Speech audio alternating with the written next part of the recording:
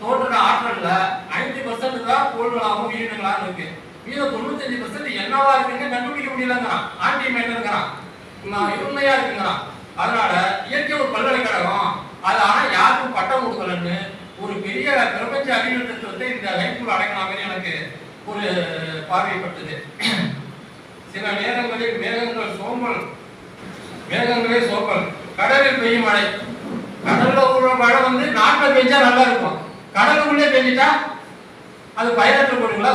சோம்பேறி மேகம்னு மேகத்தையே செலுத்திக்கிறாரு. நல்ல ஒரு அருமையான சிந்தனை. இதெல்லாம் பலமான சிந்தனை. கோடைகால குளம் வற்றி போனது நிலவின் கனவுகள்.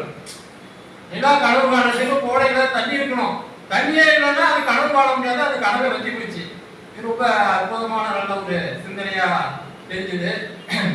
இதுமாரி நிறைய எரிக்கப்பட்டது அனாதை பணம், மறுநாள் பால் ஊற்ற ஆள் இல்லாமல். அனாதை பணத்தை அடுத்த நாள் பால் ஊற்ற ஆளுங்க இருப்பாங்க. ஏன்னா ரொம்ப ஒரு சோகமான. வாழை மரம் வளர்த்து விளை போனது தோட்டம்.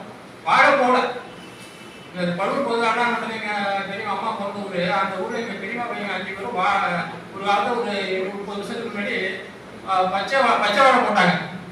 பச்சை வாழை 50 பைசா கேட்கறான். அதை விற்கிறது என்ன பண்றது, குப்பையில போட்டு மூடினாங்க.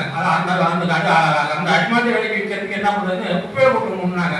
எல்லா விவசாயத்தை சார்ந்து இருந்தவங்க. வாழை மரம் வளர்த்து விளை போனது தோட்டம். என்ன இந்த கவிதை பார்க்கும்போது வேற ஒரு புது கவிதை ஞாபகம் வந்தது. நெல்லு போட்டேன் விளை போகவில்லை, கரும்பு போட்டேன் விளை போகவில்லை, பிளாட்டு போட்டா விளை போயிடுச்சு. என்ன பிளாட்டு போட்டது விளை போயிடுச்சான். அந்த மாதிரி வாழை மரம் வளர்த்து விளை போனது தோட்டம். அந்த மாதிரி வாழை விலைக்கு போல அந்த பச்சை வாழை போட்டு எங்க அண்ணன் பெரியமா பையங்க போட்டு எப்படி இது பண்ணாங்களோ அதே மாதிரி இது எவ்வளவு முறை அணை திறந்தும் நிரம்பவில்லை கடல். கடலை என்னைக்கா நிரம்பிச்சு, இவ்வளவு மழை பெய்ஞ்சுது போதுங்க, என்னைக்கா எவ்வளவு தண்ணி வந்தாலும் வாங்கிட்டு கடல். என்னுடைய நண்பர் ஒருத்தோட நாகச்சந்திரன் கோயம்புத்தூர்ல இருந்து எழுதுறாரு. அவர் அணைன்னு ஒருத்தோட எழுதுறாரு. படிக்கணும் எனக்கு படிப்பிட்டு இருந்தாரு.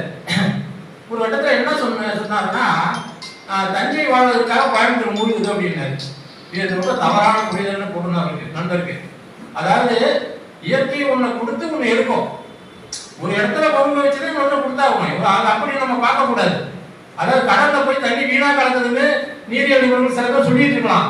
உண்மை அப்படி கடல்ல தேவையான அளவுக்கு மழை தண்ணி போய் சேரலன்னா அங்க உப்பு தன்மை அதிகமாகி அங்க உயிரினங்கள் வாழ முடியாத அளவுக்கு சூழ்நிலைகள்லாம் வந்துடும். அதோட மட்டும் இல்லாம மரம் வளர்த்தா வெகு பேரு ஆக்சிஜன் அதிகமா கிடைக்கிறீங்க. அப்படி கிடையாது. 27% ஆக்சிஜன் தான் மரத்தால கிடைக்குது.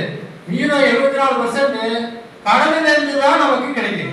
ஆனா கடல்ல போய் தண்ணி சேர்றதுக்கு ரொம்ப ரொம்ப முக்கியமான விஷயம். அறிவியல் பூர்வமா நம்ம படிச்சதுல பார்த்த விஷயம். எவ்வளவு முறை அணை திறந்தும் நிரம்பவில்லை கடல்ங்கிறது ஒரு பெரிய தத்துவத்தை சொல்றாங்க என்பது எனக்கு அது சம்பந்தமான அறிவியல் என்விரான்மெண்டல் சுற்றுச்சூழல் சம்பந்தமான செய்திகளையும் அதில் நான் கலந்து பார்த்தேன். ஆக இது எல்லா வகையிலையும் நான் ஒரு பொறியாளராக இருந்ததை அறிவியல் ரீதியாகவும் பார்க்கிறேன், கவிதை ரீதியாகவும் பார்க்கிறேன், வேஷோட ஹைக்கூட சாலைகள் இருப்பதாக பார்க்கிறேன்.